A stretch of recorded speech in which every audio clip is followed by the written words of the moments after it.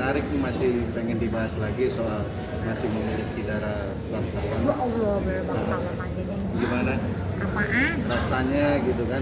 Awal mulanya tahu apa enggak sih ketika tahu masih memiliki darah bangsawan dari Pangeran Diponegoro? Oh, Pangeran Diponegoro. Dari Eyang sih, Eyang dulu waktu kita kecil suka cerita apa namanya, ini kamu dulu tuh ya, Eyang kamu tuh adalah salah satu yang berhasil berenang Selat Sunda, jadi dari Jawa sampai ke Sumatera. Hah? Karena dikejar Belanda zaman dulu ya, itu tahunnya itu gitu. Jadi ya kemari-mari jadi semuanya pada tahu ya. Padahal sebenarnya kan bukan dari mana atau silsilah apa kita ini, tapi sebenarnya apa yang kita bisa lakukan untuk negara atau bangsa itu menurut aku ya. Jadi siapapun dari apapun darah manapun seseorang atau manusia, sebenarnya yang lebih bermanfaat adalah gimana kita mengisi hidup ini untuk bisa berarti untuk sesama. Itu sih pesannya, itu cuma berbuat baik aja. Tapi katanya sempat identitasnya disembunyikan Apanya nih?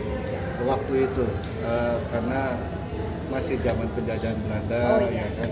Artinya kan Dulu di Ponegoro itu memang nggak boleh pakai, anak cucunya nggak boleh pakai Raden atau Raden Mas, Raden Ayu, karena nanti dikejar sama Belanda dulu. Jadi cuma disuruh nanam pohon java ya. Itu di setiap rumah, kalau itu kamu keturunannya gitu aja. Cuma nggak boleh ngaku kalau kita tuh adalah keturunan dari, karena nanti dikejar zaman dulu gitu, sehingga terbawa sampai sekarang. Dan makanya kita kadang suka kumpul untuk nulis tuh karena seperti mati sumbu ya, karena nggak kedetek siapa aja gitu. Tapi sebenarnya semuanya ada di Wates karena kerajaannya di Wates.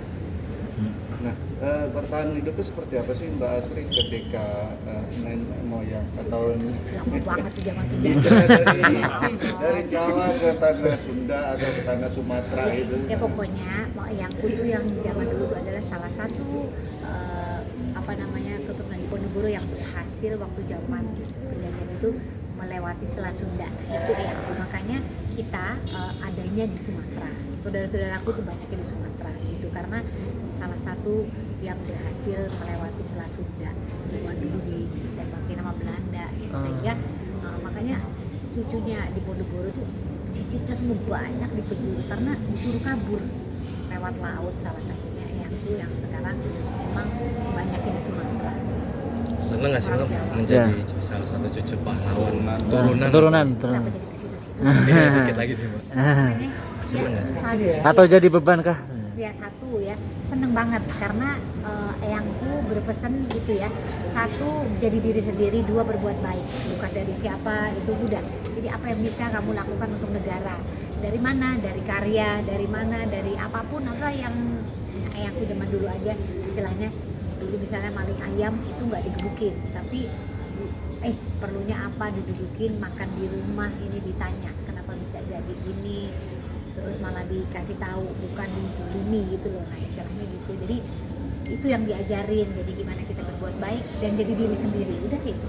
Dan gimana kita mengisi kemerdekaan ini dengan karya apapun, nggak usah jadi yang hebat, apapun di pekerjaan kamu aja jadi bagus, sehingga bos seneng gitu, sehingga